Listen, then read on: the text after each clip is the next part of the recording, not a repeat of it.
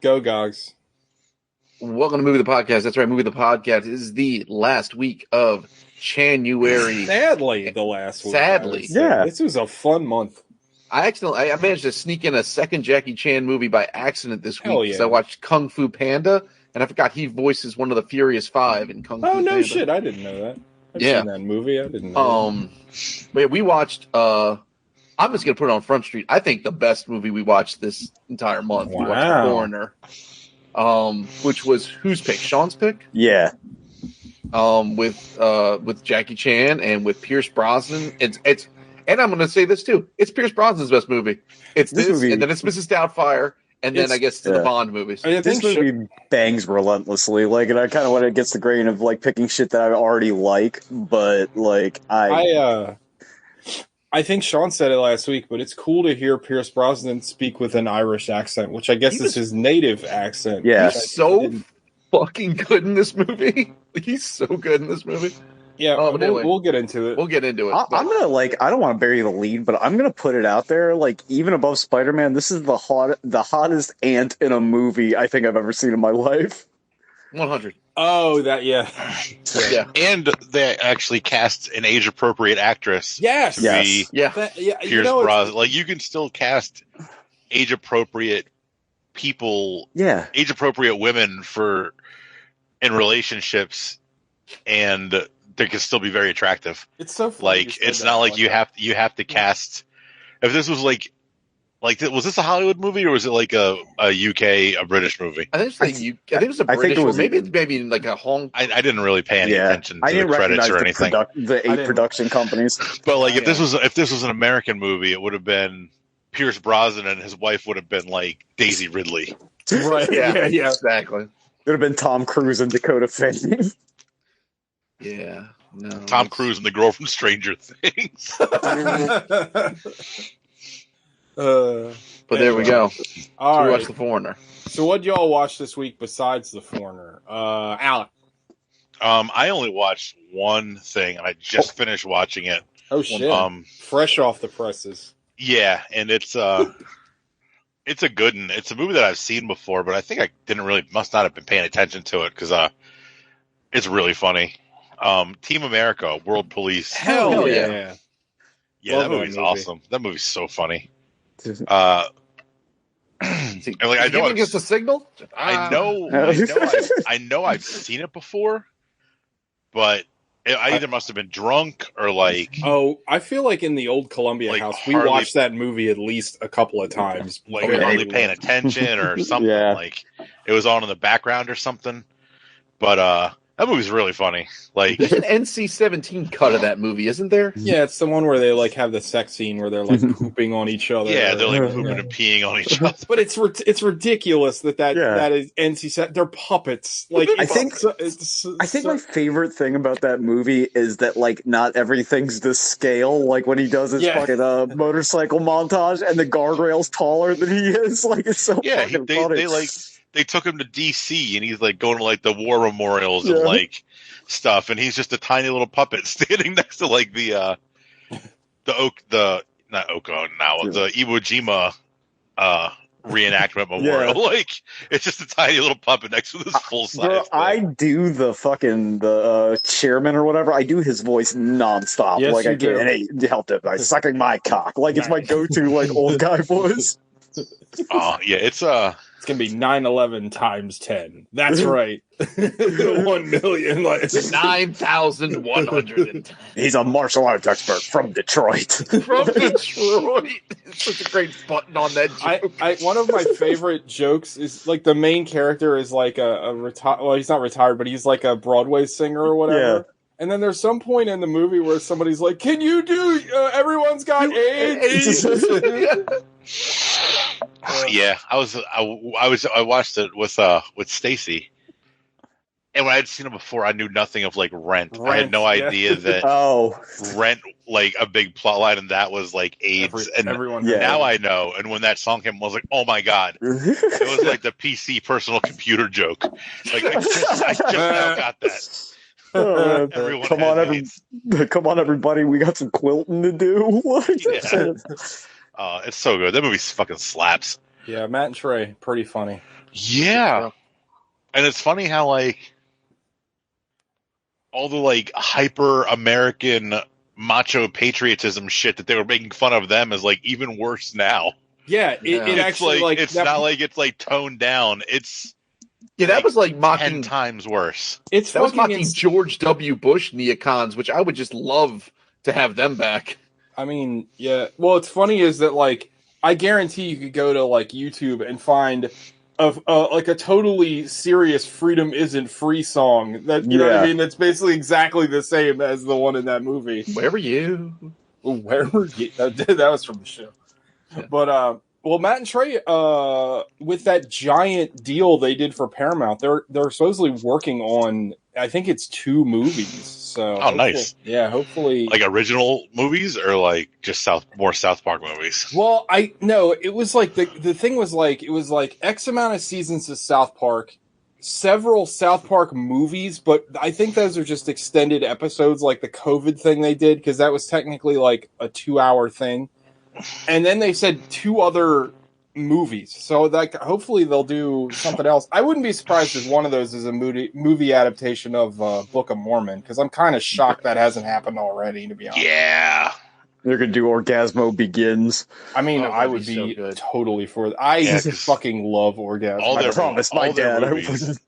All their movies absolutely slap.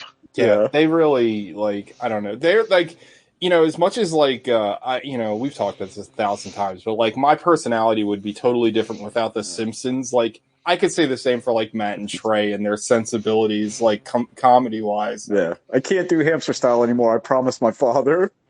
All right, I still, he's just reading the paper. He's like, okay, yeah. No, I love that. You can still smell that newspaper. God, that fucking joke is so fucking funny. I think like one of the favorite that one guy that always does the voice of. How? He's neutered man. Yeah, he's got no balls. Neutered man. I fucking love, like, when they're talking about Team America. Like, when they're talking about their pitching, and it's like, we just made a Michael Bay movie with puppets because Michael Bay makes comedies and he doesn't know realize it. Yeah. Yeah. Oh, it's so good. It is good. It's so good. Did you watch it? Is it on anything, Alex? It's on Netflix, but like tomorrow, when it was over, it said like only streaming till January 31st. I wonder if it'll show up on Paramount since they got the deal. I mean, it might. Yeah, it might be going on to there. I might have the DVD. Oh shit! Did San Francisco just score? Yep, yeah, they did. It's gonna be 1989 all over again. God, San Francisco just always does just enough. It's gonna be so. Wait, you're right, Sean. Isn't that was who played them in the Super Bowl? And, Boomer, right? Namath. Not Namath. Montana. Montana. That was the one where John Taylor, I think it might be the first Super Bowl I remember actually watching, because John Taylor had like a 50 or 60 yard touchdown catch like at the end of that game. It was really close. What was that, 88? I very distinctly remember at our elementary school, you could like pick who you thought was going to win the Super Bowl, and for some stupid fucking reason, my parents. You can do that anywhere, guys. Yeah, but it was like my parents were like fucking, I don't know, like they liked Boomer Esiason because he went to Maryland. He went to Maryland. Whatever. I don't give, but like, so in my mind, I was like, oh, I'm gonna pick the Bengals, and I was like the only kid who wrote Bengals on that side of the board because everybody knew that Joe Montana was gonna kick the shit out of him. Yeah. Lo and behold, that stuck with me. Fuck Cincinnati. Anything else, Al? Movie wise, no. I also watched some TV shows, but that's the only movie I watched. Did you watch the new episode of Peacemaker? Yeah. It was very good. Shit, it's out? Okay. Yeah. It was very good. I don't know what day that comes out. I just watched it. I knew it it was on at the end of the week. I think it comes out Thursdays. Oh, okay. I thought it came out Wednesday, and I went to look for it Wednesday, and it wasn't there Wednesday, but it was available Friday. I think it comes out on Thursdays. It was very good. But yeah, it's very good. There's only a few more episodes. It's I think it's 8 episodes total. Yeah. Oh, really? I didn't know it was so short. Hopefully they do more. James Gunn is very good at writing. Like, how far into it are you, Gogs? That was one of the things I watched this week. I watched 2 episodes. Well, Gogs, you can just go ahead now. Well, I love that he has several different helmets that have different where did this come abilities. From? Yeah, like he nuked that chick that alien thing that he banged, and that he like sonic blast. Like that was nuts. I guess I'm at the end of episode 2 where you find out that the Liquid Metal Terminator was like the head of the white nationalists in prison. Is that the end of? He's like the white dragon. I think episode 2. I don't know. So they put him. If you know it, then it's an episode 2 because you're okay. Yeah, I think I've only seen I think I've only seen the first 2. I don't know. He's I kind of got into a rhythm, and it might just auto started the third. But he's like, it's the parts where they after they blew up the chick. Oh, it must be the third episode because it's like after they. How funny was that scene where he's like singing along to all the fucking 80s hair metal in his underpants? Yeah, and he's like confessing to her about like how good it was to like have sex again, and like he's so damaged, and like it's so sad, and like John Cena's just like impossibly charming.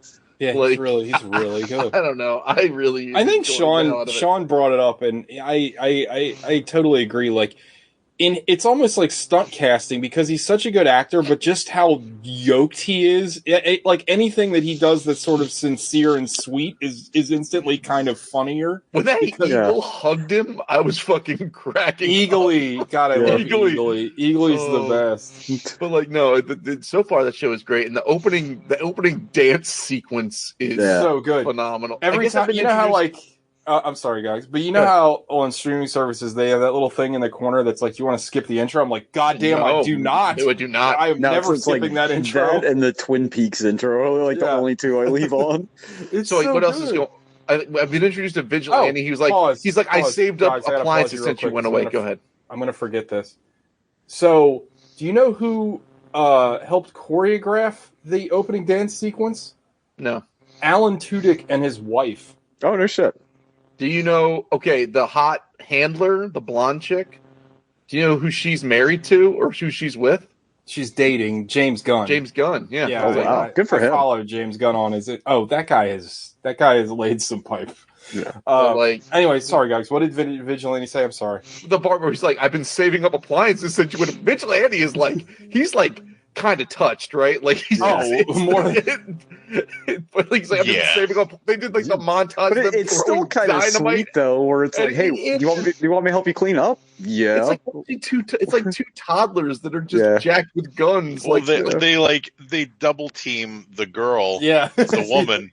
Yes. And John Cena and the woman are smoking weed, and they go to Vigilante. You want it? He's like, no, you're lucky I don't kill you right now. Kill you for this.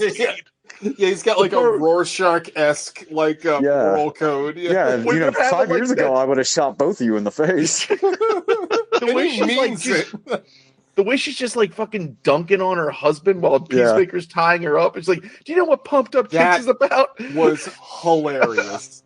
Oh my god, that was so fucking funny. And then there's a hair rock version of Pumped Up Kicks at the end of that episode that's actually really good. Yeah, I mean, if there's one thing that James Gunn does well, it's fucking getting banging ass music in his shows and movies and stuff. He's like the anti-Snyder. Yeah, he's really he doesn't just pick slowed down Leonard Cohen songs. How the fuck he ever found Leonard Cohen songs? How the hell he ever found fucking Wigwam? The guys that do the intro theme like that. That song was from 2010. You know he's been listening to that for years, just waiting for it. He needs to put it in something. I mean, if he could have found a way to like wedge it into Guardians, he probably would have. It's so good. Anyway, it is. It's an amazing. That song is out. I listened to some more of their stuff. Their stuff's pretty great. Did you see the album cover? It's like a tank with like a guitar on it. It's so dumb. I love it. It's called like Nonstop Rock. It's Nonstop Rock. The song's called "Do You Want to Taste It?" Like, come on. Do you really want to taste it? Wrote. I love it. Anyway, that's all I want. And then I guess I kind of watched Kung Fu Panda with Jackie Chan, and that movie's fine. I remember liking that movie. Sean. I was going to watch Matrix 4, but I guess Warner Brothers had it executed because it's not on HBO anymore, so I didn't want to do anything. Yeah. I guess it was like 30 days, yeah. Oh, I'll put it on. Oh, yeah, a bunch of that stuff now isn't staying on there. You're getting like the 30-day window Yeah. And then they're taking it off, and then it'll show up again in like 6 months. I'll put it on the Plex, Sean. You have to watch this movie. I need you to suffer through this fucking movie. Fine. You're gonna fucking like it. That's the problem. You watch it, like, I'm gonna be like, I'm gonna have this like 4-hour diatribe about how it's brilliant or whatever. Yeah, you're gonna be like, TJ's an asshole. This movie is brilliant. He doesn't know. No, you know what? I'm not gonna like it because you hated it and Gogs hated it. So both ends of that spectrum are covered. Right? Yeah. So if it's that meme of like the bell curve, like it's just like both sides are. Oh man. No, there's nothing you can grasp onto here. If it wasn't for TJ headiness or the Gogs just tits and guns, like but like I think if any of us loves the Matrix more than me, it's you, Gogs. So like if you hated it, like then I'm also going to I'll hate be 100% with you. I desperately wanted to like it. Like I walked in desiring to like it. I was that trailer had me so wet. Yeah. I was just like, come on. The trailer was great. There's something about the White Rabbit song. I'm sure I brought it up before, but there was some Xbox game that had that in the trailer, and like I just wanted to play the game just because the song's so fucking good. Oh shit. The song fucking rules. But yeah, no, that movie's fucking just garbage. And to be fair, I love the original Matrix. I saw that in the theater like 5 times. I love that fucking movie. Like that movie. That tells the difference between me and you, because you saw The Matrix 5 times. I saw American Pie 5 times. I saw American Pie at least twice in the theater. I think I saw The Phantom Menace and The Matrix within a week of each other, because I'm pretty sure they came out really close together. We're not going to talk about The Matrix twice in one weekend. We're not going to talk about what I did to see The Phantom Menace, because I camped out in front of Owen's. I was trying to explain to the kids at work, because that's their Star Wars, you know what I mean? Like, so they have like a weird view of it because they're, in their 20s. I was like, we all convinced ourselves we liked that movie. Oh, when I left the theater, I fucking loved it. I'm not going to lie. I'm not going to sit here and tell you like falsehoods. Like I was like, that movie was great. Yeah. Because like, I think like I just convinced myself that it was good. And then like, right. And then when I saw Attack of the Clones, I was like, I don't know about this. But then I saw Revenge of the Sith and I was like, oh, this is good, but it's not good, but in comparison to the other two, it is. Yeah. And then, the Force Awakens, I was still kind of like, yeah, that was a lot of fun. I remember liking that. And that was fun. It's like it takes the next movie for me to realize I didn't like the previous movie somehow. Well, I remember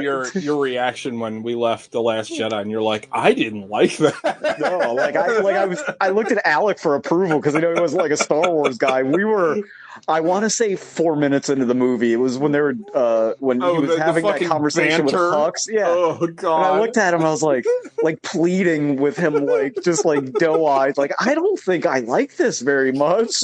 Yeah, it's really bad.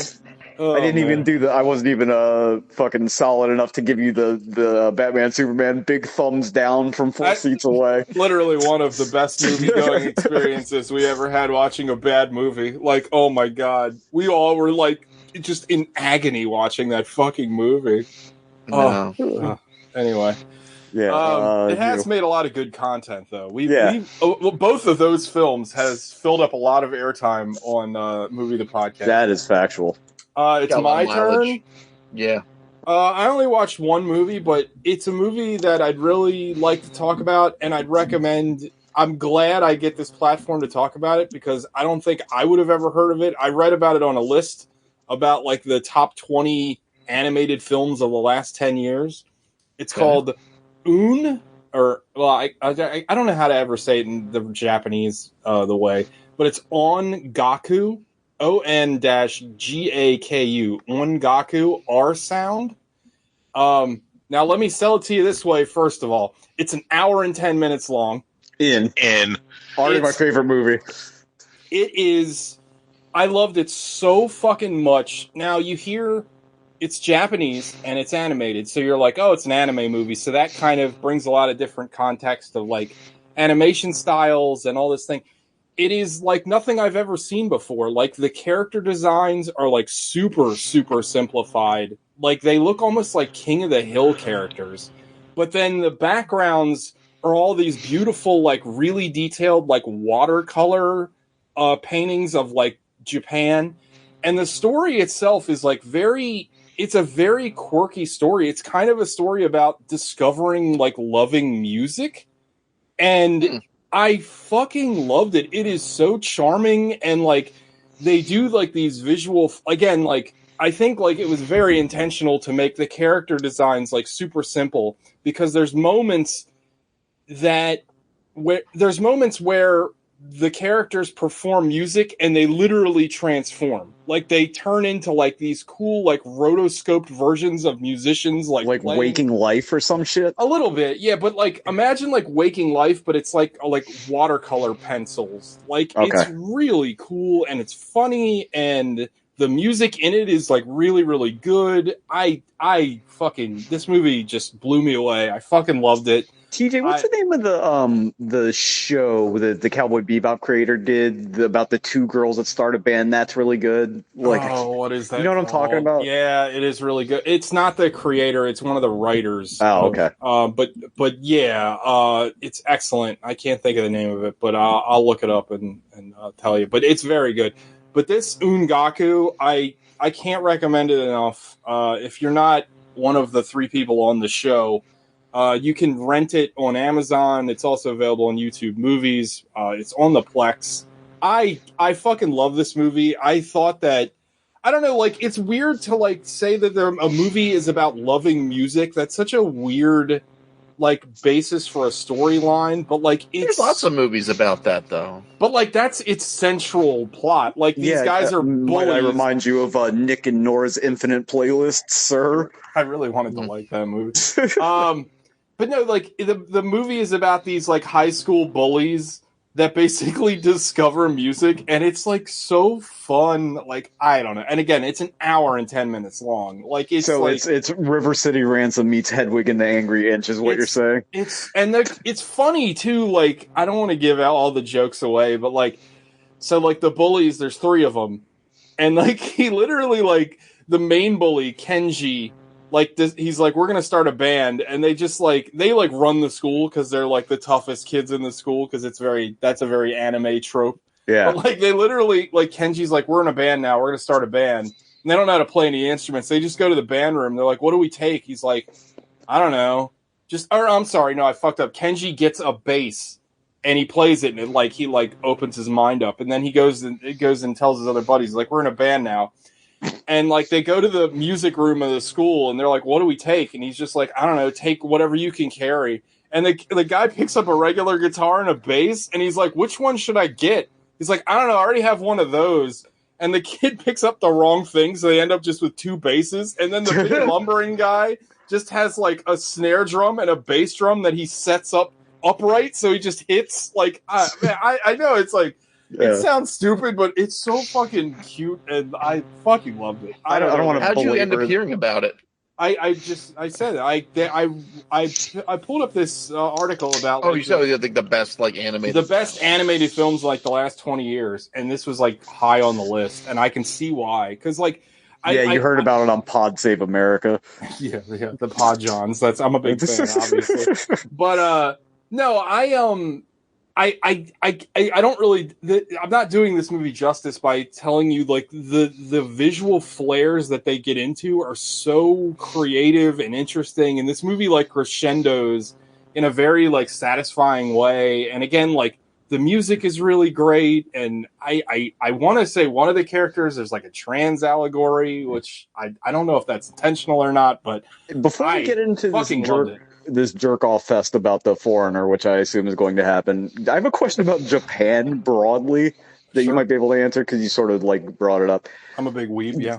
That trope of like having organized gangs in school that just go around beating the dog shit out of each other, where does that come from? Is that like a real thing that happened in Japan at some point? Well, yeah, it was when the American soldiers were there. Yeah, pretty much. Hey-o. The best gang. I honestly, Sean, I don't know, but I know that, and I don't know if it's before this or not, and I'm sure you're aware of this too, but like teenage delinquency is a huge theme in like every fucking Japanese thing I've ever seen. And I think it's just an offshoot of that. Like, is it because there's such a disciplined culture and there's like no crime like at all? Yeah, I don't know. I think the idea of like somebody getting in their art. So like there's like, because like from everything that I don't know a ton about Japanese culture. Yeah. But one thing I do know is that they have like almost zero crime. Like, if they do have crime, they kill themselves for being criminals or something. I mean, they have crime, but it's not the way we have crime. Like, their like violent crime is like way like it doesn't even it wouldn't even register the way we have like violent crime. So but you also can't get guns in Japan at all. Like, they also have health care and like a government that takes care of them. Yeah. So like that does stuff too. And they have banging ass ramen. Yeah. I love that like their like punk subcultures adopt like the weirdest Western shit, like the fucking rockabilly thing, that's still popular. Like, are the rockabillys in Japan the weebs of America, basically? I would assume so. Well, they love America. That's like the funny thing. Like, I don't know. This is a whole nother discussion, but like, you know, there was all that talk when the fucking Ghost in the Shell movie came out, and they're like, oh, they're whitewashing it with Scarlett Johansson. You know where that movie did its best? Japan. They love that shit. They fucking love America. There's a reason why anime whitewash everyone in anime. If there's one thing they love more than getting nuked, it's white women. Yeah, I mean, there's a reason why. And same and based. But anyway, to go back to Sean's question, honestly, dude, I don't know. Okay. I just know it's a trope. I mean, there's a million examples of it. Because, like, it was a thing in, like, American film in, like, the James Dean era, you know what I mean? And the Boys Town and all that shit. But, like, it's, like, super prevalent in, like, all Japanese media. Like, have you seen the Takashi Miike movie Crows Zero? No. Oh, I'll put that on the plug. I just assumed it was like a prequel to The Crow. No, that shit's fucking. That's like a great example of like the like high school. It's like Teen Wolf, but like with Japanese karate kids. It's amazing. But anyway, I can't recommend Ungaku R Sound enough. Like, it's a treat of a movie. Like, I don't know. I watched it and it really hit me. It hit me in a place I didn't expect. I was like, wow, this is a really special movie. And again, the length plays into that. Like, the fact that it's so short, you're like, even if you hate it, you didn't waste that much time watching it. You know what I mean? But like, I have a hard time believing anyone would hate this movie. It's very, very different. And I think, like, you know, above all else, like on this show, you should know that like I hold uniqueness very highly in my reviews, and this movie is like nothing I've ever seen, and I'm very impressed by it. So highly recommend it. So let's get into The Foreigner, which is another movie I actually hold on. Okay. Before we get into that, I asked TJ the listener question 2 weeks ago. I forgot. Yeah. And I had him for Gogs and Sean too, and I forgot to ask him last week. Okay. Go ahead. Okay. So the question for Gogs is, what movie are you excited about showing your kids when they get older that you can't show them now? That's a good question. The Raid. Oh, yeah. That's a really good question. I like that question. That's a really solid answer, too. Yeah. Like, I can't show them The Raid. I can't, like, I don't know. It would be... The Raid is probably... It's up there. But honestly, it's probably Rocky or Jaws. One of those two. Both like, good, because they're both movies I love. I think they're both... Not that The Raid's not a good movie. But I think like Rocky and Jaws are like two of the best American films ever made. They also they have two movies stories. That are pretty fundamental in your upbringing. Like you saw. Yeah, I know they're tremendous. Rocky, but like I just need them to be in like a place where they can understand like that. You know, it's not going to make them too scared to go in the ocean with the shark. And where I can explain why these two men beating the ever-living Christ out of each other is not watching football super problematic. Yeah. I can't wait till we lose the physical media war and I got to smuggle a DVD of Jaws up my asshole and give it to AJ when he's like 7. Yeah, like this is your birthright. Yeah. I'll be damned if some Ukrainian's going to take it from you. But no, those two, and then eventually, I would love to watch. Actually, you know what? I would love to watch The Raid, and I'd love to watch RoboCop because RoboCop is hyper violent, and I just can't show that to my kids. Sean, it's not a DVD. It's one of those like fucking mini discs. Like no, it's one of those like those Tiger Electronic cartridges that had like 3 seconds of a DivX on it, but there's 100 of them. Hang on a minute, I'm almost done. But you gotta. It just plugs right into the back of their like neural receptors in the future. It'll be great. But yeah, that's my answer. So somehow we're using DivX discs, but we also have the technology to have neural interface with their brain. Yeah. Well, yeah, okay. But like we're not allowed to watch whatever we want because it's a very cyberpunk. A Pilot Inspector 12X God Emperor Musk will know if we're watching unapproved things. Oh shit! Yeah. Elon Musk's kid. Yeah. Yeah. Right. If it's affecting Tesla stock, you can't watch it. I'll be damned. Hopefully, I'm dating Grimes by then. I can live with that. Oh, Grimes is out. She'll have no power. Oh, she'll still have a little bit of power. I mean, she's the kid's mom. Yeah.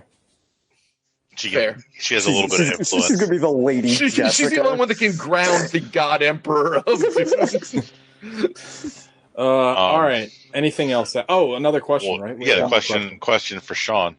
Have you ever cried during a movie? And if so, which movie, I guess they made you cry or had the most like emotional impact. These are great questions. I've cried through a bunch of movies. These are really good questions. I've cried on the show a little bit. Miracle Mile, I think. The End of the Fountain. Yeah, the Fountain. There was one all four of. It must have been Ghost Story. I almost cried. Ghost Story fucked us up. That fucked me up bad. Yeah, that was a very morose podcast. Ghost Story, I have a hard time. Like, I love that movie, but it was beautiful. Tough. But the surprise, I'll give you a surprise one. Scott Pilgrim.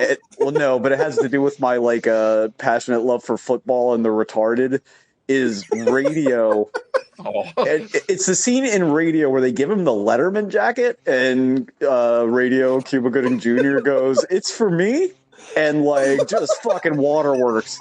Like I'm not kidding. Like I don't know why you're laughing so hard. I'm like dead ass weeping at this fucking like movie. And then I'll always remember reading the reviews like I didn't like it. It's bullshit. He hugged too many people. It's like, do you know retarded people? Like any of them? Because like a lot of them pretty affectionate.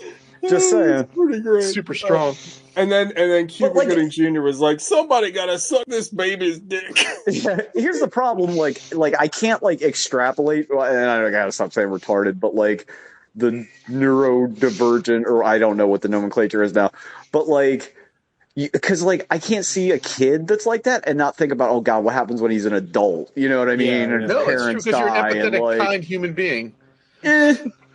Yeah, you are. You're not. You are. Until until they say something about like the flat tax or something, and then I'm like, but there's nothing I hate more than a libertarian with Down syndrome. Stop it. No, but yeah, that like I'm libertarian with Down syndrome. Yeah, like a real Rand Paul type. I think the government should stay out of my Skittles. Yeah, I mean, taxes are theft. Taxes are theft. I'm very susceptible to emotional shit in movies, and like not just shit that's really good, like Ghost Story, but I mean like like Pablum, like Forrest Gump, and like you know what I mean. Like I'm very emotionally. If I'm hooked emotionally, like I got no issue with it. Yeah, it's funny that this gets brought up because I was thinking about this today because Sean has been editing himself in a lot of great pictures on Facebook, and he edited himself in the like the title sequence of Neon Genesis Evangelion during the Tree of Life part. Yeah. And like I commented about the theme song intensifying, and then I went back and listened to that theme song, and I gotta be honest, like.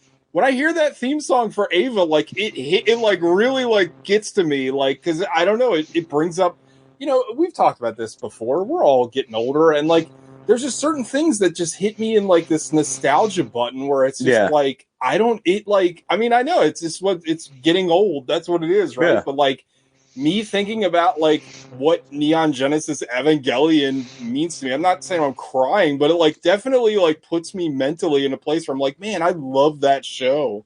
Yeah, if media can move you that much, I mean that's important. I mean, like we talked about it, and I know it's stupid and all, but like we talked about it with No Way Home, like that Spider-Man shit. Like Spider-Man's my favorite character, and like that shit means something to me. And I know it's silly, but like. like that, like those movies like mean something to me. That character means something to me, and I'm not like, like obviously we watched Amazing Spider-Man 2 and I wasn't like, I was weeping the whole time. Well, no, what I'm saying is like when something's bad, it's not like, this ruined my childhood and blah blah blah. But like when something's good, it hits you in a place that's like very deep rooted in your in your personality. And like I don't know, it's an interesting place to be. Like I don't know, I think like again, like it's the old man podcast, but it's definitely like this nostalgia thing that actually hits like hard. It's like, oh yeah, I'll be dead before you know it. Yeah. Anyway, these are whoever submitted who's writing these questions. These are great questions. Just people. Good questions, like very very good questions. The question. Oh my God, Matthew Stafford, what do you? Oh, okay, he dropped it. Jesus Christ. Oh, you guys are behind still. I don't know why mine's ahead. Is it still 17-14? Yeah, but they just Odell Beckham just caught like a 40-yard pass and got a late hit. Remember when everybody said that guy was washed?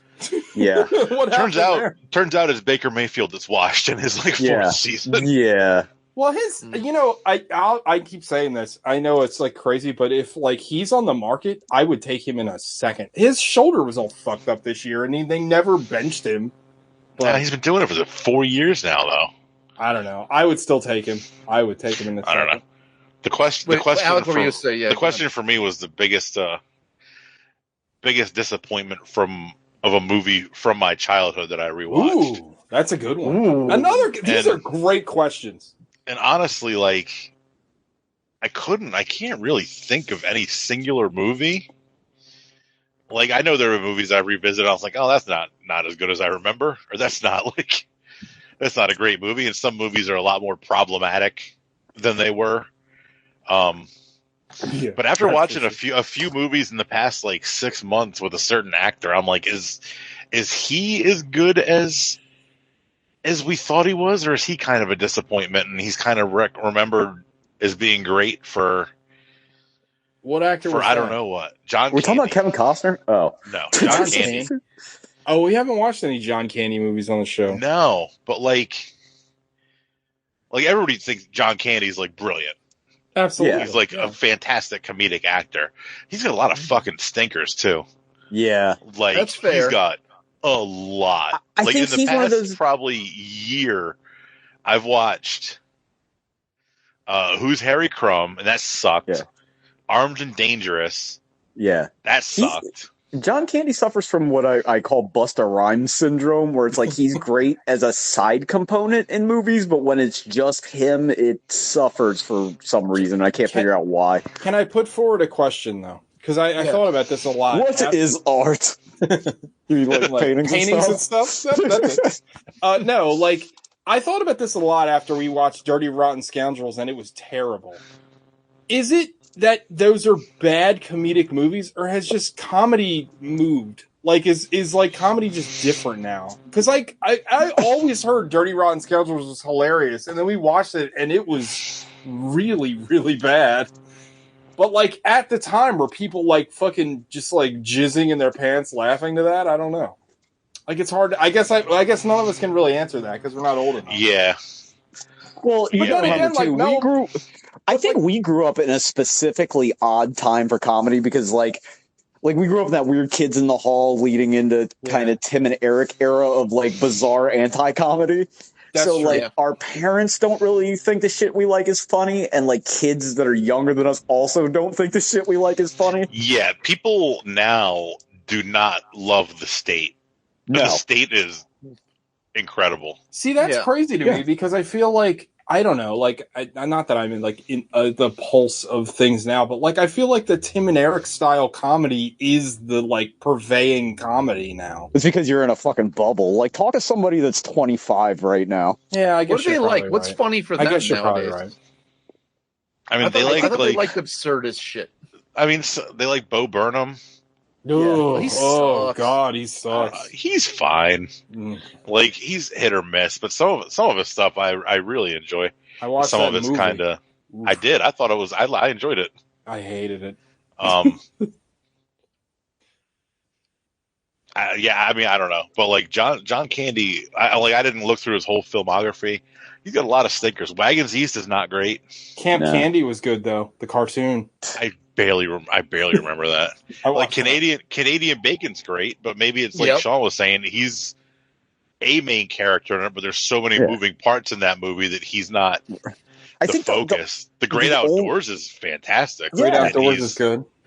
The only John Candy is good. Yeah, he's also. I don't think he's not really side character, but and that movie's got a lot more drama to it than you would initially think looking at the cover. That's him and just Steve like Martin, comedies, right? I don't think work that well when the straight man is the side character. You know what I mean? Like, because you have to kind of for the comedy, I think, to work. Like, you have to experience it from the point of view of the straight man, and that's what makes it funny. But when you're with the goofball and the straight man is just coming in and out of the story, it doesn't work as well. Yeah, no, that makes sense. Maybe that's why The Great Outdoors is so good, because he's the straight man to Dan Aykroyd's goofball.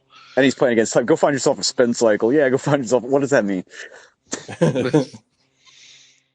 Well, whoever submitted those are the listener questions. Get some more of those because they're really good. Well, one of these weeks, maybe in a few weeks, we'll do another session like I did with Gogs. Yeah, I love that. That's my favorite episode of the show, I think. And I'll do either one of you two.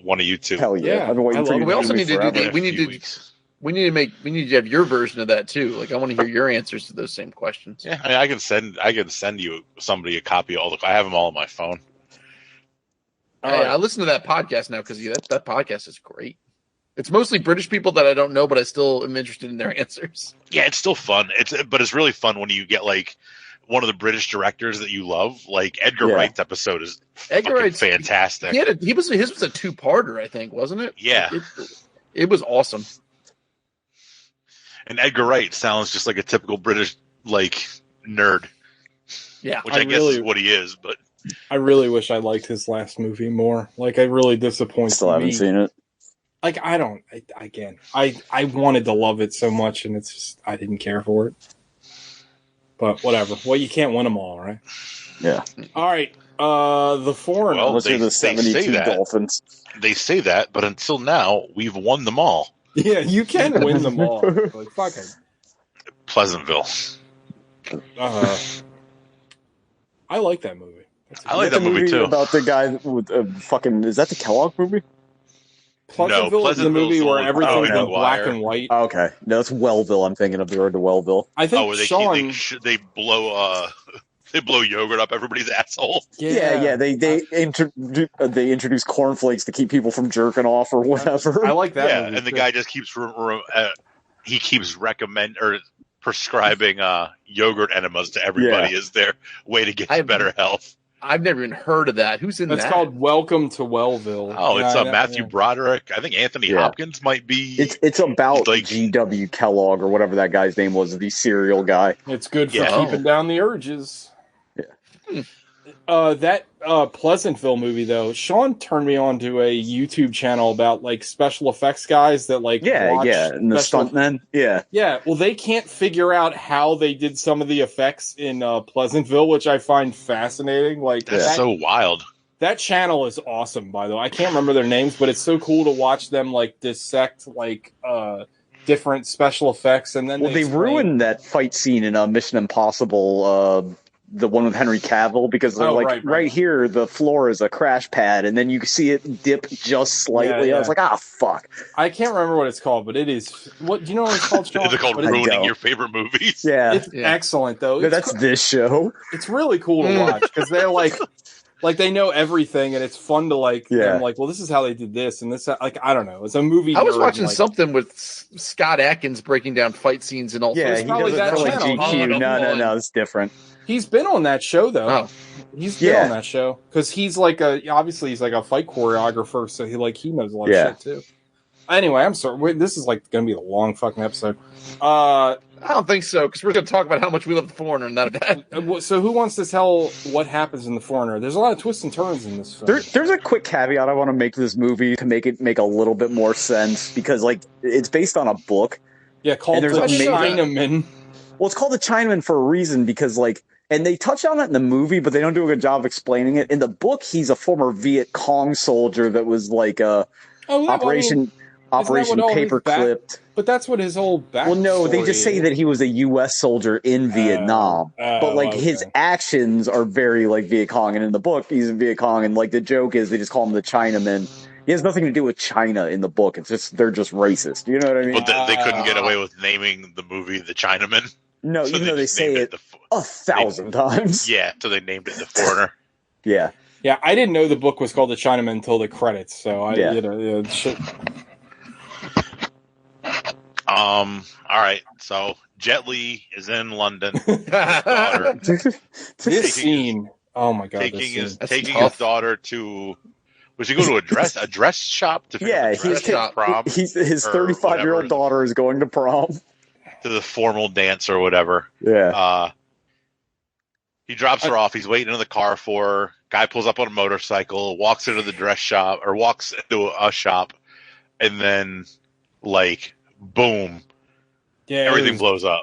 And like just kinetic, like the explosion. Also, like I know that we've been watching Jackie Chan movies, when he was younger, obviously, but like he looks impossibly old in this movie. Yeah. Like I feel like they made 2017, and I know he is old. Like I know he's probably got to be in his 60s by now. Yeah, but like they made him look every year in this movie. They didn't slap all that pancake makeup on him either. Yeah, but the explosion sequence that Alec just described, like it's shot so well and like it's just visceral and it reminded me of the scene in that what's the movie that sucks, the sequel to Sicario, but that opening had the same kind of palpable Day del Soldado or whatever. Yeah, they like had a terrorism scene that was very similar to this. It also kind of reminded me of the intro of I'm sorry, Alec. It reminded me of the intro of Children of Man. That's exactly what I was going to say. Oh yeah, it's like because Children of Men is like it's okay. It's an okay movie. It's not great. I feel like the ending is kind of a letdown, but yeah, it's it good. is. But like the effects and like the explosion effects and stuff in that movie are like I've never been in an explosion, but I've seen them on like TV and they look very realistic compared to what it would actually look like. Children of Men, one of my favorite movies of that era, except for that tracking shot where they don't wipe the camera off. I hate that. I love that movie until the very, very last minute. I need to rewatch that movie because I had I feel like I liked it up until a point. I feel like maybe my opinion would change now. I don't know. Maybe you're an older man now, and I have better taste. So like this, there's a lot of cuts to different things in this movie, so I'm probably going to be all over the place. Yeah. Linearly. Then we have like we have like the authorities respond, and then you see Jackie Chan in the exploded shop as they're like hauling out corpses, cradling his daughter's purse that he found because he couldn't find his daughter because she's blown up into a million bits. Yeah, and it is heartbreaking. It is like crazy. It's terrible. Brings the dramatic lumber in this movie. Like he's really like. I know we're all going to probably echo the same, but he's like really good in this movie. Well, he has a really good job with him because they keep his motivation and his action very simple. It's like very First Blood. You know what I mean? Yeah, he doesn't talk a ton. Like he's like the kid in Better Off Dead. I want my $2. He's like, I just want the names. Give me the names. We're going to talk about this. I'm sure I'm going to bring this up later, but this to me is a better version of The Hunted, which is a movie we watched on the show. Like this is that movie, but like done correctly. Like it felt like that. Kind of. It gets very First Blood at parts of it, which I guess The Hunted was. Also I would say it's. I don't know about The Hunted. I mean, I could see what you mean with some of like the set pieces and things, but I mean, maybe not plot wise, but I mean, like as far as like the overall, I really mean like tonally. I feel like that The Hunted is kind of going for this the is the same vibe. thing. This is the movies that you see on TBS on like a Saturday afternoon. Yeah. So we find out it was, or no, then we cut to all kinds of like police blotter. The police are talking to Scotland Yard and they're talking to the Prime Minister and blah, blah, blah.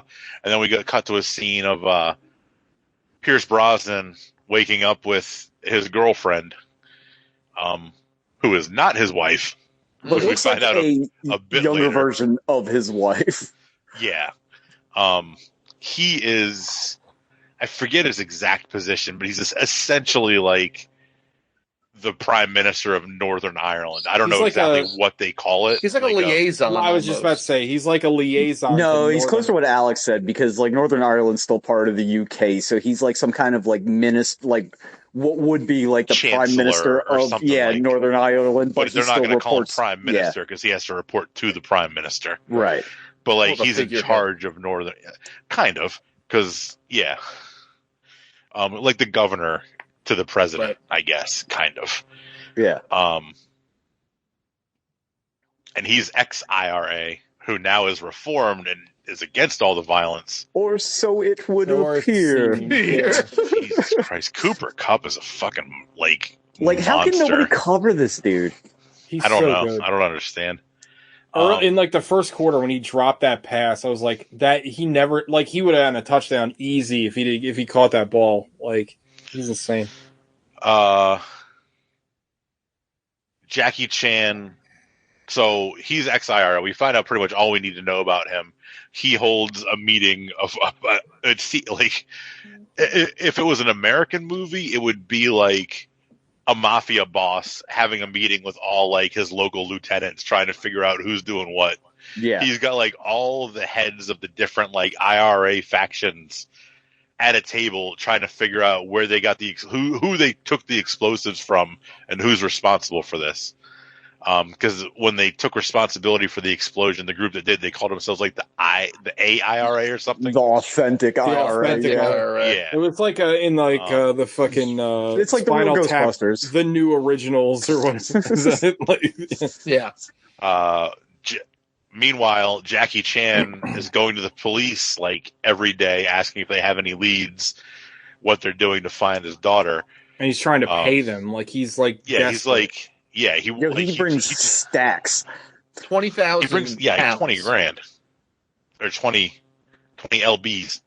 Yeah. He's like not as a bribe, just like find who did this. Like I want to know who did this.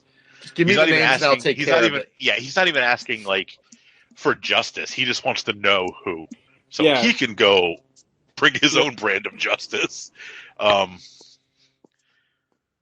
Finally, he sees a report on TV where they interview him, and they interview not Liam Neeson, Pierce Brosnan.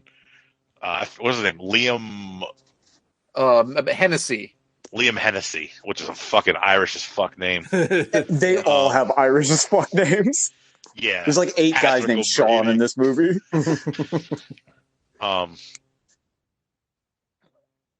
He finds out Liam Hennessy, for all intents and purposes, the Prime Minister of North Ireland is just what I'm going to call him because I don't know what he actually was. Yeah. The PM of NI. Mm-hmm. So he calls him, and I guess he keeps calling over and over, and finally the secretary puts him through to Liam, and he talks to him. He's like, "Look, I understand you're upset. I'm trying to work through this. I'm sorry for your loss. There's nothing I can do for you." So Jackie Chan says, "Fuck that shit." He signs over his restaurant to his lover / friend, line whatever. Cook. I wasn't sure. Are they lovers before the end of the movie? I didn't understand their relationship. I didn't think so. It seemed like it was like employee, but they were like a little closer than. Yeah, like they just worked together for 100 years. They fall off the boat, was it? No, that was his wife. No.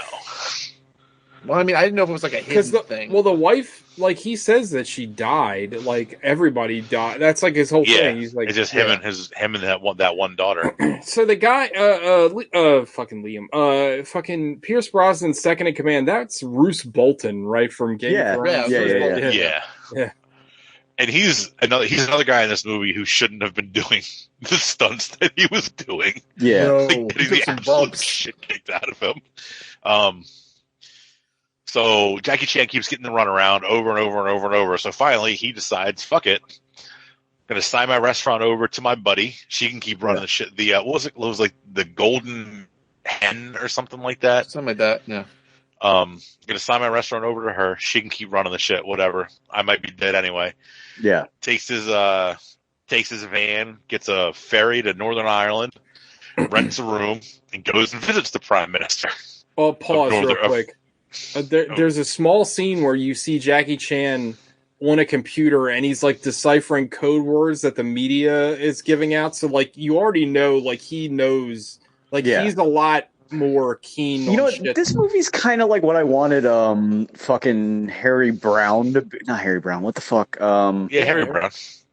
No. Well, I meant the other one. Get Carter. Get Carter. Yeah. Get Carter. Yeah, kind of. Yeah. Jackie Chan goes and visits him in his prime minister house or whatever. Yeah, right. Or office. He visits. Yeah. He visits him, gets shaken down, but ultimately he goes in, has to sit down with the prime minister. The prime minister tells him the same thing. Jackie Chan leaves, goes to the bathroom, builds a bomb out of like soda and cigarettes. Yeah. And it blows up like half the building. I fucking love all of the fucking terrorist craft in this movie. I'm going to put it out in Front Street. I had a hard time rooting for anybody in this movie because the IRA is based, the Viet Cong super based, and sometimes terrorism is cool. Like, I'm not going to lie. Like, so it works. Well, they went out of their way to make sure Jackie Chan, like, he was only ever warning people. He never hurt anybody. Like, he never killed anybody. Yeah. Although I don't know how he blew that guy's leg partially and did not kill him in that explosion, but whatever, I'll go with it. Another, real quick, I don't want to step on this, but, in most movies, like Harry Brown, it's I can't buy this old man doing this shit, but weirdly, in, reverse verisimilitude, because I know that it's Jackie Chan and he can do this in real life, it lends credibility to the character in a weird way, and I don't understand how to reconcile that. But also, I feel like Jackie Chan, to that end, he in the fight scenes, he's still doing Jackie Chan shit, but I feel like he pulled back a little bit to sell it on being an old man. But I'm unable to divorce the character from Jackie Chan's, the fact that I know that he can do that. You know, it's just weird. I've never had an experience like that. Would you say he Chan do that? Yeah, he 4chan'd it. So Chandu. The prime minister sends his lackeys out to find Jackie Chan to bring him in because they know he's the one who did it. They end up finding him as he's building more bombs. Yeah, they find him in his Airbnb. Well, they set him up. Jackie Chan sets up a car bomb, a noticeable car bomb for Pierce Brosnan with a note that just says names. That's right. A fake one, one that wouldn't work on purpose. Yeah, but just to show him he knows how to do it and can get to it. It's very mafia shit. Yeah, I'm just doing this for funzos, bud. Give me the fucking names. I don't care about you. Yeah. After the fight with him and Roose Bolton and all their heavies at the Airbnb, honestly, Jackie Chan kind of disappears for a while, and the movie kind of Pierce Brosnan's movie.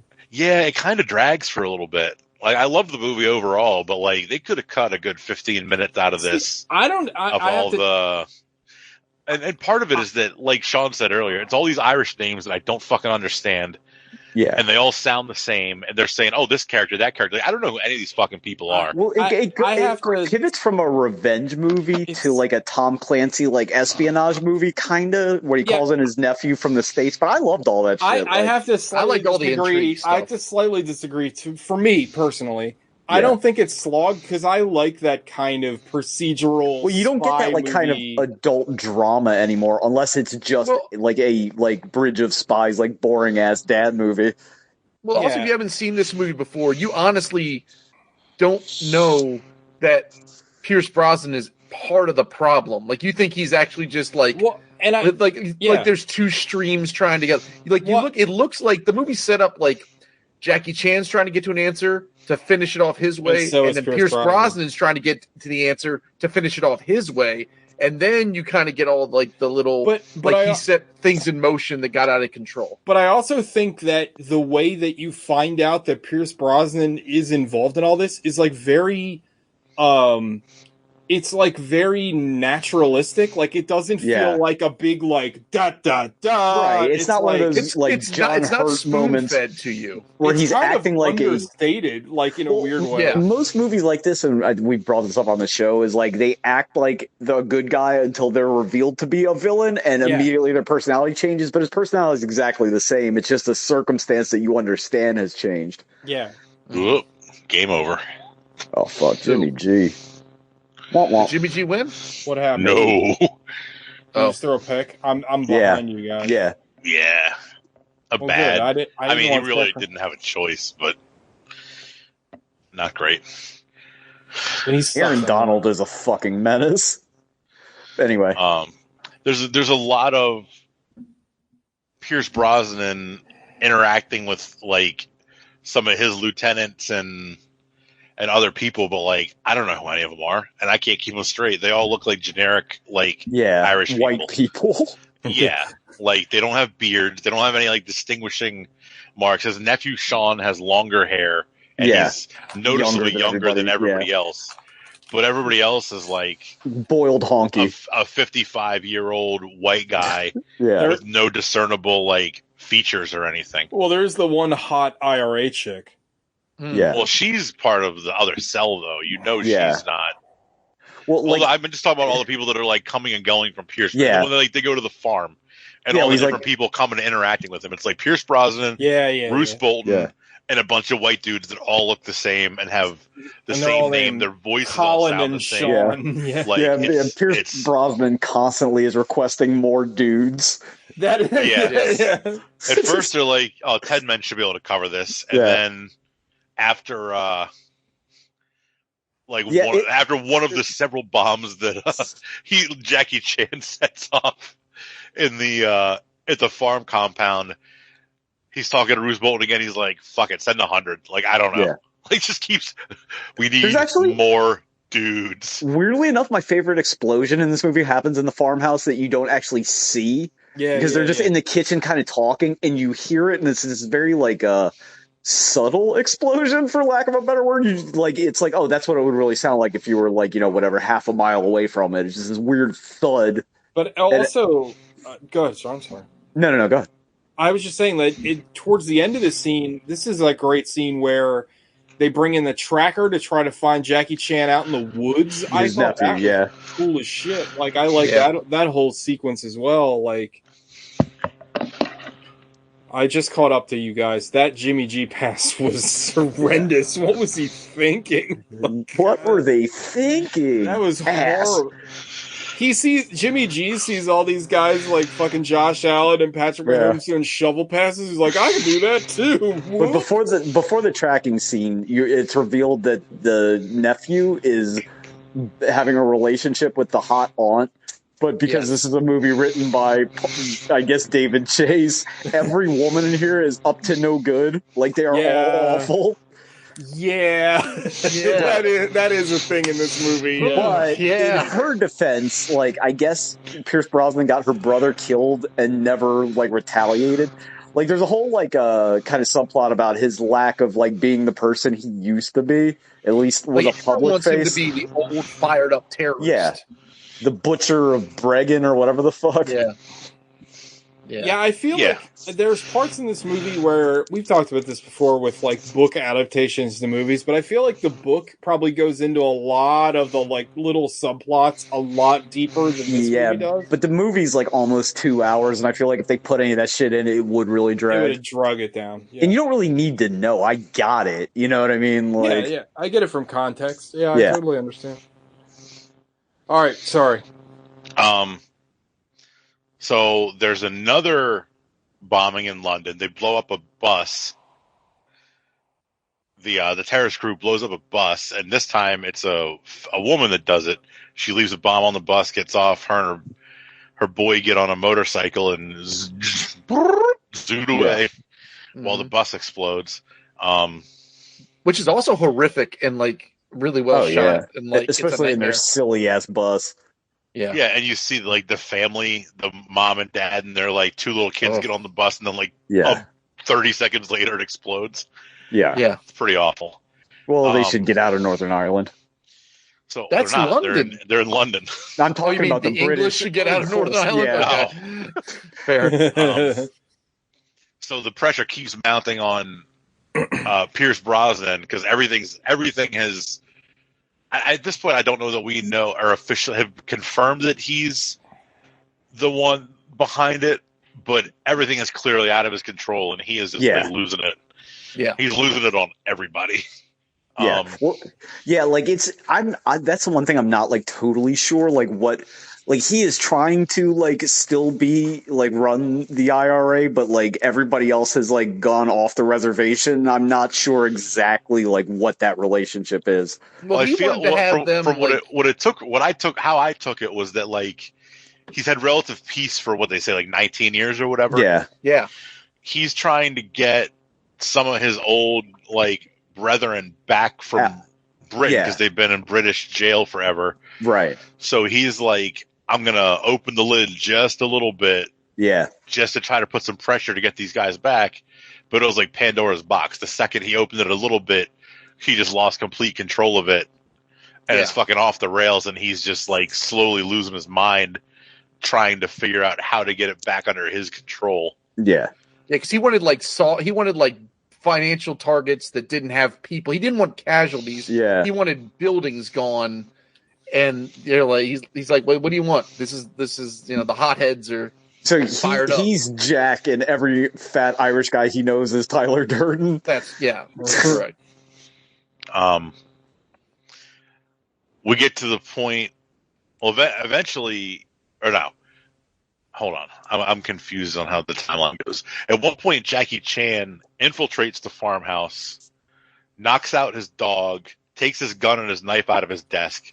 Pierce Brosnan then realizes that he's there and loses his shit because he thinks he killed his dog. And Jackie Chan's like, he's just asleep. I didn't kill your fucking dog, man. I'm not gonna kill you. I'm not gonna kill Jackie Chan dog. saves a lot of I'm not a monster. I bet you in the book, if that scene in there, the dog is dead and they changed it for the movie because like killing a dog in a movie is like an instant villain sign. Like you can't come back from that. Yeah. We saw John Wick. We know what's up. Yeah. I think that happened. He just keeps saying, give me the names. And then Pierce Brosnan convinces him that he's got the code word set up and whatever, so he can try to track down who it is. And then later on, his nephew just tells him.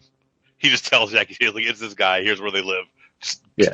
We're done. It's basically like, I think we just brought this up a few weeks ago about some other movie we watched. Maybe it was, just like Rumble in the Bronx, when the bad guy just like changes his mind because he's tired of getting the shit kicked out of him. Yeah. Finally, he's like, you know what?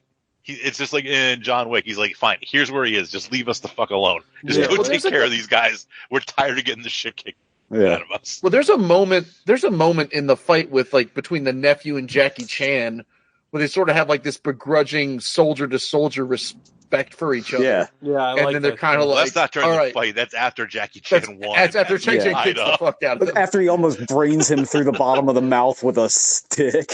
Yeah. But and then you get like this is all running parallel eventually to Hennessy finally getting all his moles figured out, right? Yeah. Does that happen before or after? After. That's the timeline confuses me, and I guess it doesn't really matter because he finds out at almost the same time that Jackie Chan gets the names that he wanted the whole time. So Jackie Chan's like, "Peace, I'm going back to London. I'm out." This scene is so good.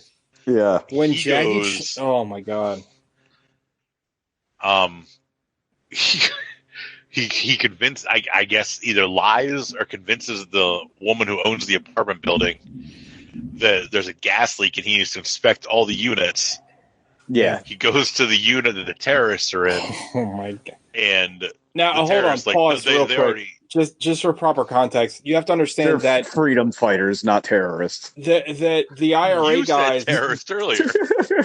The IRA terrorism was cool. The IRA guys are getting watched by SWAT teams the whole time. Yeah, so that's right. They're like tension. There's this tension that there's going to be like a shootout the whole time, and then Jackie Chan shows up. Well, this is like the great, like the walls are closing in, like literally everybody has congregated to this point, and it doesn't feel contrived at all. No. Like these terrorists are fucked. Fucking awesome. The freedom fighters are fucked no matter what. Yeah, like as they normally are. The SAS literally are like the room above them, like carving a hole in the floor slowly so they can drop in. Like that breach they're getting prepared to do, I forgot that's what they were doing, and I was like, do they really do that? Like from the ceiling? Holy shit! But there's like snipers across the street. Yeah, there's people on the ground watching like the whole thing happen from like the street level. Like these guys aren't going anywhere no matter what. No, they're done. And then Jackie Chan shows up, and they're like, "Who's this?" There's like a potential bogey. And he takes care of their problem. Yeah. But all this is happening while the terrorist cell has managed to honeypot a bomb in a laptop onto a plane that's flying to the U.S. As per normal, they just take advantage of immigrant labor to get everything done. Yeah. Pause real quick, though. Yeah. It is important to notice to note that in this sequence, so Jackie Chan knows specifically the bomber that killed his daughter because he has a scar on his hand. Yeah. So like when he goes after him specifically in this scene, it adds it's so like, I don't know, this movie is so meticulous in how it's constructed. Like I thought that, you take a scene where Jackie Chan's clearly more adept at killing than these guys, but like you add that extra tension where he knows the guy that killed his daughter. Like that's just a smart thing. Yeah, well, these guys are used to killing like little children on a bus. They set up a bomb and run away. They're not used to like a fucking train. Yeah, it's a total clusterfuck. And he comes totally prepared. He has his bag full of tools, like ready to go, and then inside the bag, a gun wrapped up in a towel. Yeah, and he destroys all of them. At one point, he's like hidden behind a little like 2-foot partition of a wall. So these dudes start shooting through the wall, and it pans to them shooting holes through the wall like crazy. That scene, and then it pans back to them come around the corner. Jackie Chan's not there. You're like, there's literally nowhere he could have gone. Oh, he's like spider monkeyed into the ceiling and drops down and kills him. Alec brought up a good point that these guys, while they are freedom fighters, are not like actual soldiers. So it is somewhat believable that 9 guys could be emptying handguns in this apartment and hit nothing. Yeah, because they don't know what they're doing. Yeah. Yeah, but like, and then while this is going on, this scene like is so the police are like, "What the fuck is happening?" Yeah, like what the shit is going on in this apartment? Let's just let it play out. Yeah. Let's see where this Jackie goes. Chan kills everybody except the woman, for the woman, hot chick. Yeah. Does she give him information, or he just doesn't kill her? He doesn't care. He's got his revenge. Yeah, he's got to get out. She gets hit in like the shoulder. She gets shot. Yeah, but then he dips out before the cops get in. He grabs reach in and we're like, I really appreciate this scene and the scene that follows at the airport because like this is how those British special tactics units operate, where they just openly torture people. Like this, it's been going on since like the fucking 60s. Yeah. Yeah, they don't shit. Yeah, I get they are terrorists of a sort, but like they are not at all like fucking impressed that this is a woman who's been shot. One of them sticks his thumb in the bullet hole, and one guy brings out like they brought torture shit battery with them. You know, he's like, you're gonna tell us what we want to know. Like, and once as soon as they get it, they pop her in the brain. Yeah, once they defuse the bomb, they literally just kill her. They don't even. They're like on the radio. They're like, permission to proceed. It's like granted. Pop. Yeah, and Sean's totally right. This is not movie magic. This shit is legit. Like they don't like as bad as America is with our due process. Like go to England. Like there was a time with the IRA that they suspended due process when it came to the IRA. They could literally do whatever they wanted. It was legal. Yeah, it's bad. It's real bad.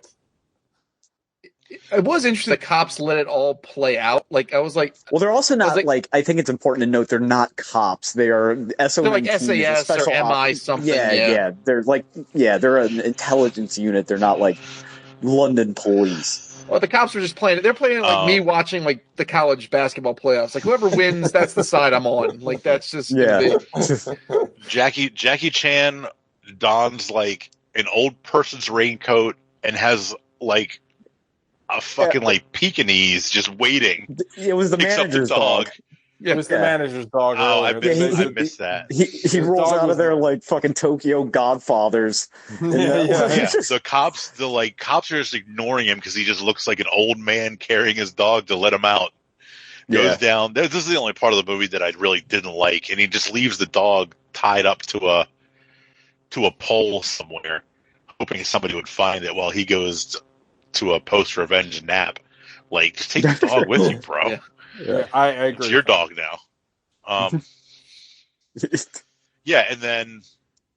then Pierce Brosnan's nephew brains his wife because he knows that his wife was sleeping with his nephew, and his wife did something else. What else? She undermined his whole plan to root out the actual terrorists. She's the one that told them about the code word thing. She's been working with his one lieutenant the whole time.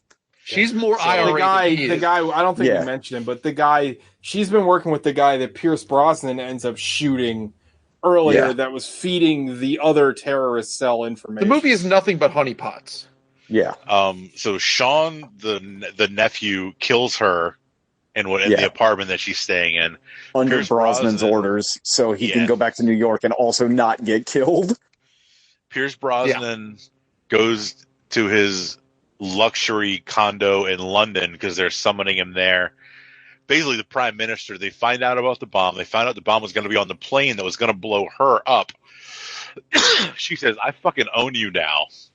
If you want to not be in jail for the rest of your life and rot, you're going to tell me everything. You're going to come to London right now, and you're just going to spill your guts on everything going on, and everybody's going to jail. We're going to keep you in position to use you as a fucking puppet for the rest of your life. Yeah. Yep. And the guy that, I don't think we've mentioned his character at all, but the guy that's like the liaison to like British Special Forces is also involved in this sequence. And that's when he's like, what do we do? They're surveilling Jackie Chan. Well, that's like the very end. But Jackie Chan goes to Pierce Brosnan's London residence because Jackie Chan knows everything. And he shows him the picture on his phone of Pierce Brosnan. He gawkers him. Of Pierce Brosnan with the female terrorist who he was sleeping with, which I think we failed to mention that earlier. He was sleeping with her because he thought she was just some chick he was sleeping with. He didn't realize she was in the terrorist cell. And she was honeypotting him as insurance. Yeah, she's fucking everybody. Yeah. Yeah, that bitch. She's not happy about it. She's not happy about it at all. I'd fuck that chick if she blew up like a bus full of people. I'd be like, yeah, it's fine. Yeah. She wouldn't fuck you because you have no access to anybody worth blowing up. A useful become asset. Prime Minister of Northern Ireland, TJ, and then we'll talk. All right, goals. Yeah, and Jackie Chan's like he basically makes Pierce Brosnan send that picture out to the 4chan, news, I guess. Yeah. He just fucking he cucks him so bad because he's got the picture ready to go, but just makes him hit send just cause. Yeah. And then we get to the end where Inspector Bromley or some analyst, they've rigged Jackie Chan's kitchen with cameras, and he's back in the kitchen like getting ready to cook.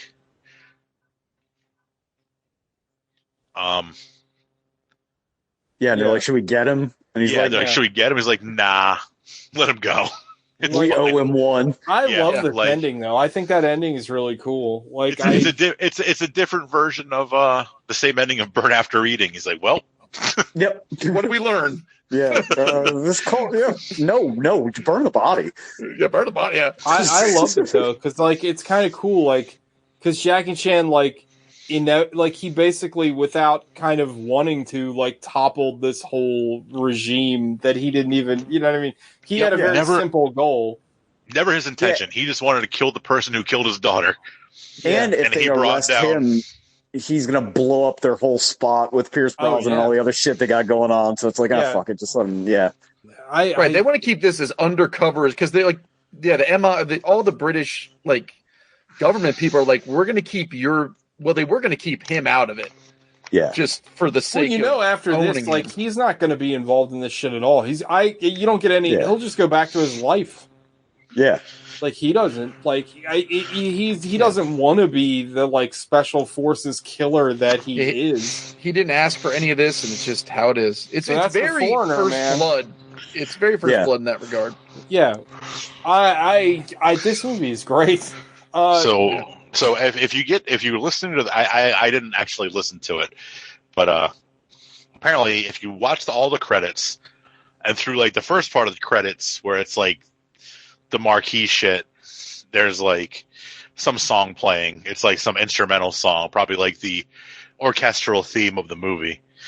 But apparently if you listen further, there's like some song that Jackie Chan actually sings. Oh shit. Like further into the credits, but I didn't actually stick around to listen to. No, I didn't even bother to watch the credits. So something that we've brought up on the show a bunch, and I think we did it during a couple of movies, but like this feels like a movie for adults. Like this is like an adults movie, like, and I with karate. But it has very little karate in it, really. I mean, like, the action sequences... Almost no karate.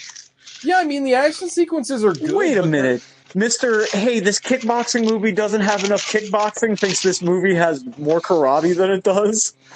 Yeah, I think this movie has... He's going off of roofs and doing dumb shit. He's kicking ass in the forest. He's kicking ass in that apartment. It's a lot of parkour. Police Story. Yeah. It's not Rumble in the Bronx. He's not. It's better than A Prayer Before. It's got more kickboxing than A Prayer Before Dying or whatever, or Prayer Before Dawn. That take still hurts me to this day. Yeah. Oh, you know what? It hurts me too, because I wanted to see some kick-ass movie, and I saw a bunch of prison love. That movie, so good. Which was tender. I don't know. This movie feels like again, like I know I said it earlier, but like this feels like that sort of 90s not Michael Crichton, right? John Grisham, is that the guy? Yeah. John Grisham and Tom Clancy. Clancy. Why? John Grisham wrote all like the legal books. Tom Clancy wrote the is like the spy. It's a Tom Clancy movie. Like it feels like an adult film. Like it's very it's like Patriot Games, but not as boring. Like, although I like that movie, but like this movie's like almost like from a narrative, like a pure like kind of like draftsman technical narrative is like perfect. Like structurally, it's like perfect. I agree. And the parts that like should be really boring and could be in a different movie, like the performances are so fucking good that like it kind of carries it through. Because like I want to see Pierce Brosnan act, and I want to see Jackie Chan act. You know what I mean? I'm not just waiting for other shit to happen.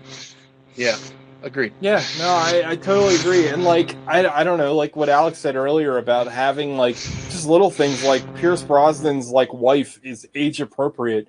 Like I know it's silly, but like she's so hot too. I feel like we just have such a low bar these days, where it's like everything is so the same, you know, everything is so homogenous, and this movie just feels like they used to make like serious dramas that weren't just trying to hit every demographic. Like I don't know, like it's also it's very thin too. Like there's no kids except for the one that gets exploded, and she's like clearly an adult. There's no real like love interest for him until the very end, which is like 10 seconds and superfluous. And I feel like that is almost like a thing where it's like he can just go back to being a normal person. Like right, like I don't think like that's not really designed to be like this like big narrative thing. It's almost like I know it sounds silly to say, but like he's kind of relieved of his like one persona. You know what I mean? Like I think that's what that represents more than any. It's more representative than like narrative driven, I guess. Is right. What I'm trying to say. Like, well, everything ends up at like back to zero. Like, right. I mean, he's missing his daughter, but like it's like perfect. The equilibrium has been restored.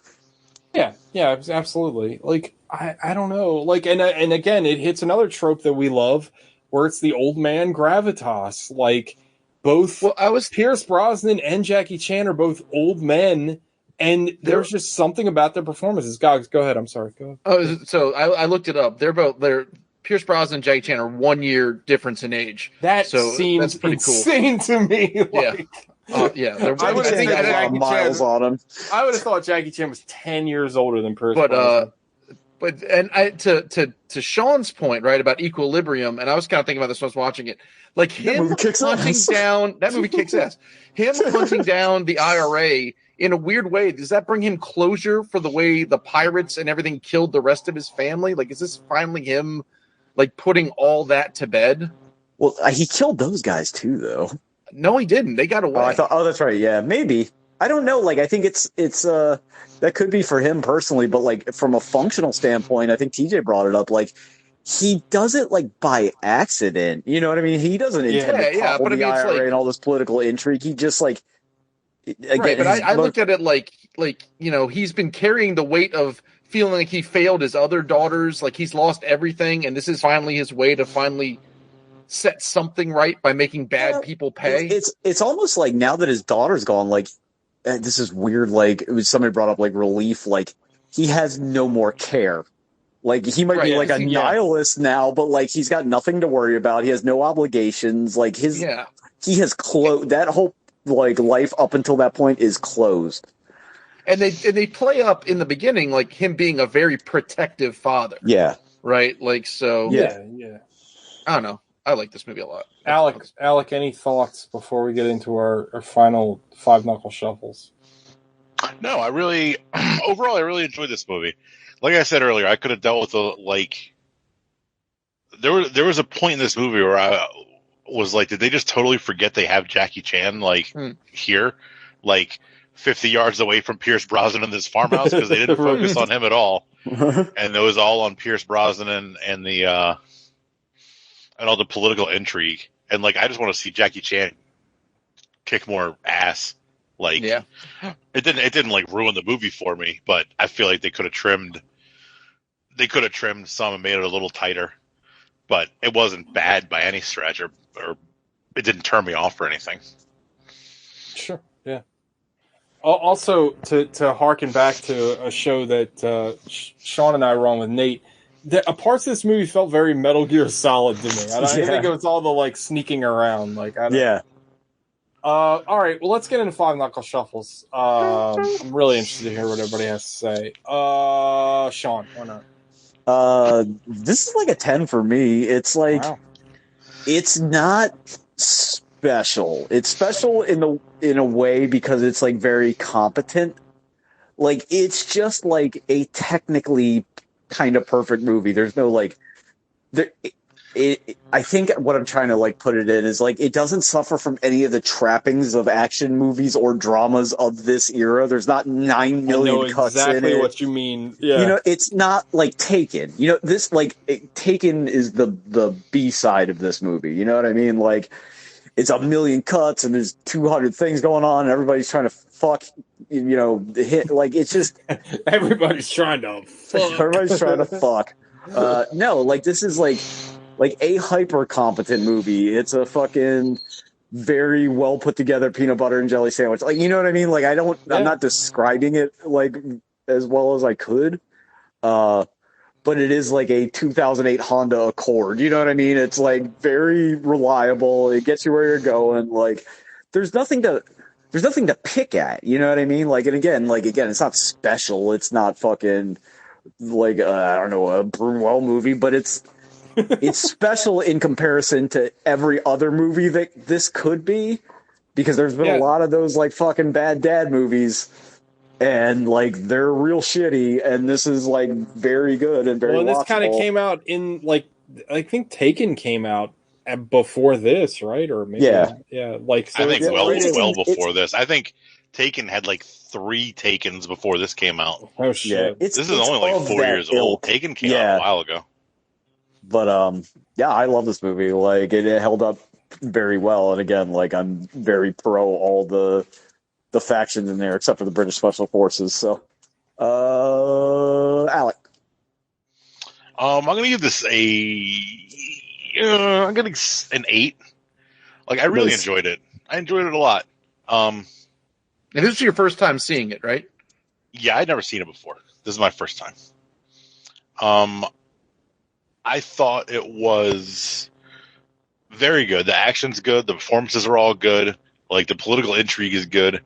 Maybe you don't even need to make the movie shorter. Maybe just cut some of the intrigue and replace it with more Jackie Chan. I would have liked it a little better. But like legit, a little less talk and a little more action. But like, there's legit like a point where he's not even on screen for like it feels like 30 minutes in a movie that's only 2 hours long. So it's not like it's like a 3.5 hour movie and he disappears for a half an hour. He's gone for like a quarter of the movie, and it's his movie.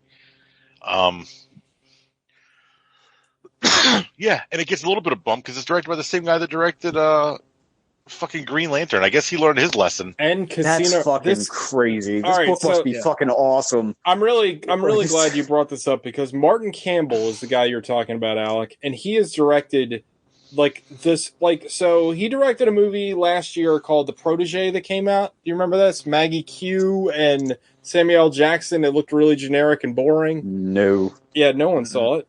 I saw the trailer. He directed Green Lantern. He directed Edge of Darkness, which was a Mel Gibson movie that no one remembers. That's not bad. It's fine. That's another dad revenge movie. He directed Casino Royale, which I will argue is a legit banger. Like, Casino Royale is really good. Who's fighting you on that one?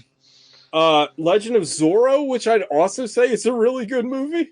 That's the Banderas one? The first Banderas one. I think that movie's really good. Never seen that. Vertical Limit, which I don't remember. Oh, I'm sorry. Legend of Zorro is the sequel. He directed both. He directed the Mask of Zorro, which I think is really good.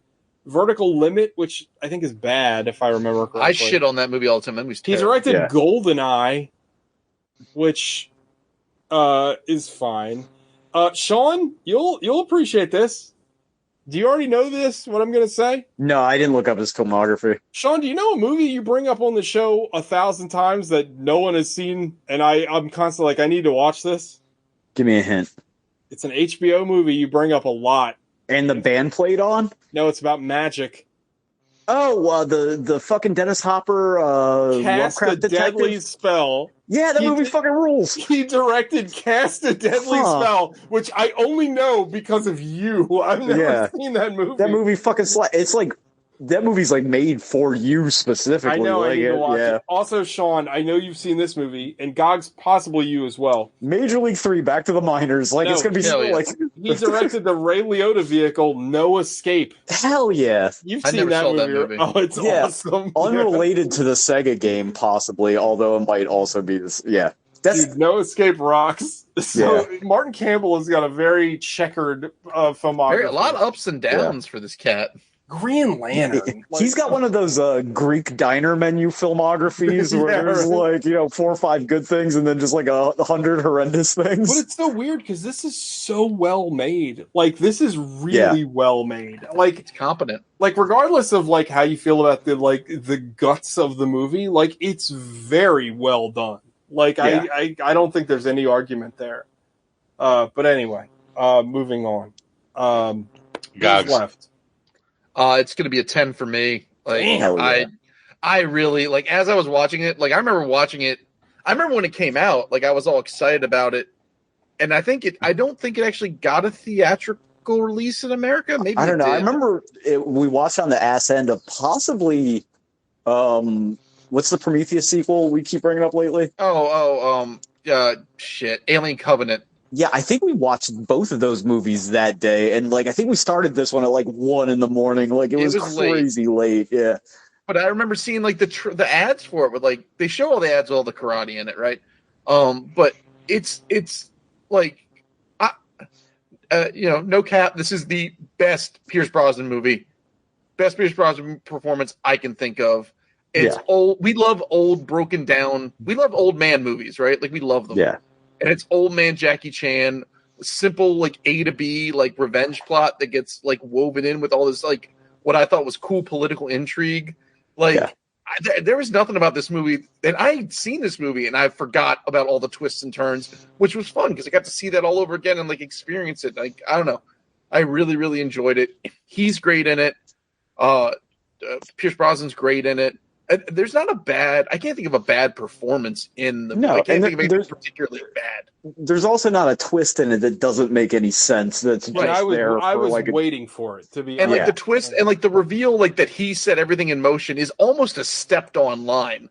Like they sort of talk about it, but they don't really. It's never become. It doesn't like fill the room. It's just sort of like, look, I know what I did. It's like I said earlier. In another movie, it would have been like the scene would have stopped for him to say it. In this movie, he would have done like the gopher thing and like look over his shoulder and twist his mustache. In this movie, you sneeze and you miss it. Like they like this Uncharted movie looks fucking horrendous. So bad, yeah.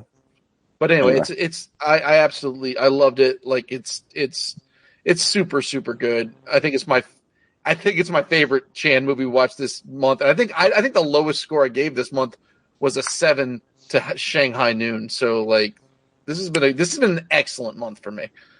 TJ. So I was going to give this a 9, but listening to y'all, I think I'm going to bump it up to a 10. I really did enjoy this movie, and I don't know why. Sometimes like I think that like my reaction to the movie after I finish it is literally like the score I give it. But I don't know why I would give it a point down from a 10, because it really is like it just fires on all cylinders. I think it works really well. I think that we've talked a lot this whole month about, even in movies that some of us didn't care for completely, like Jackie Chan's always giving it his all, and like he's actually a pretty good actor.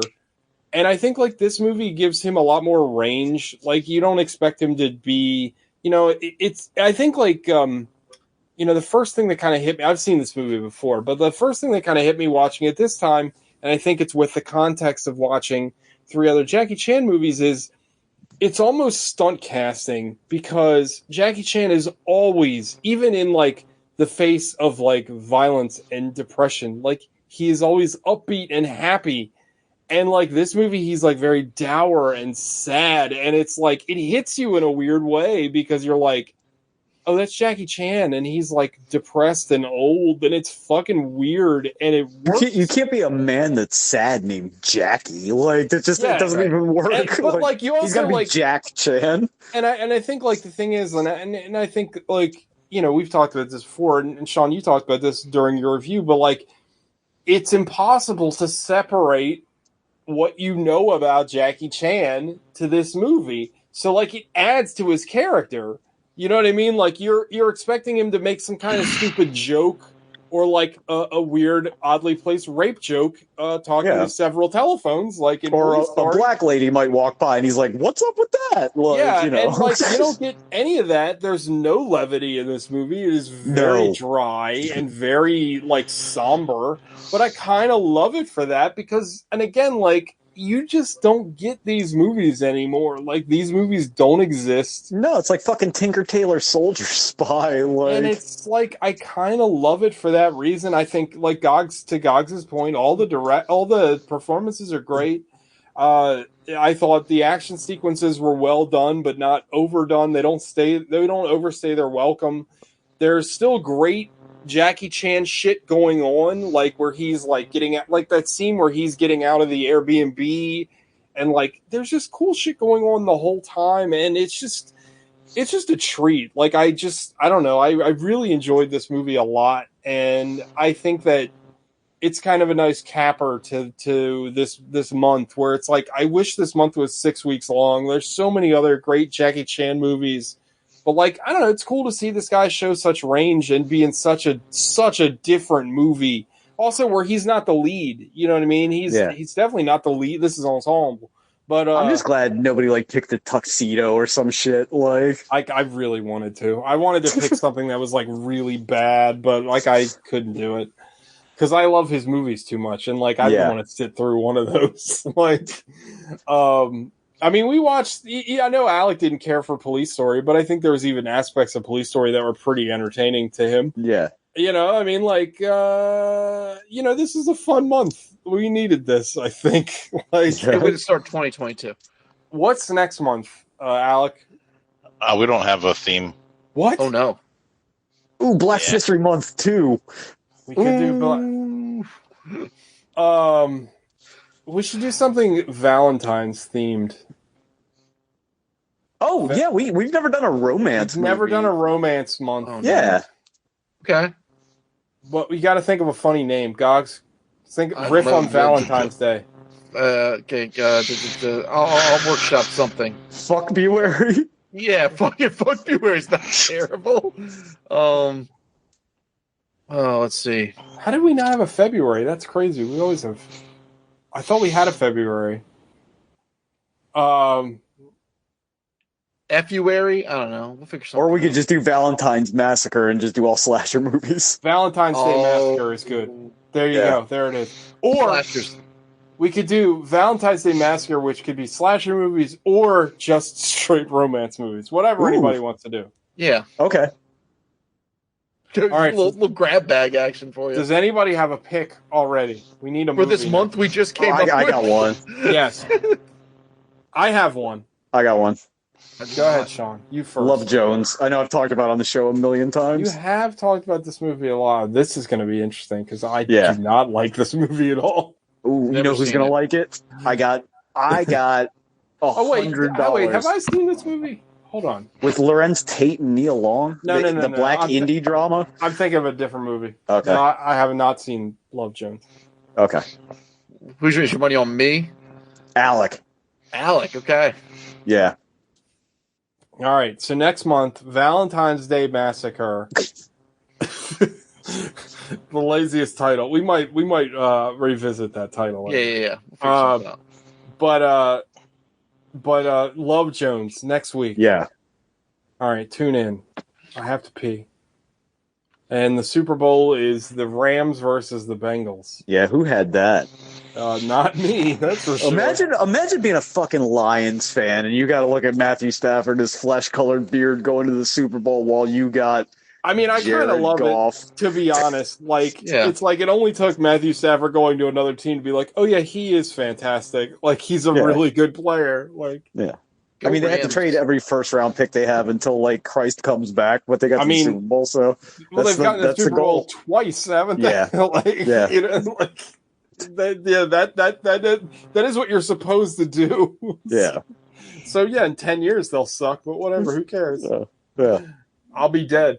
Doesn't matter. We won't have any water. Yeah, I got it. Yeah, it doesn't make a difference. All right. Good night, everybody. Good night. Night, boys. Good night. Good night.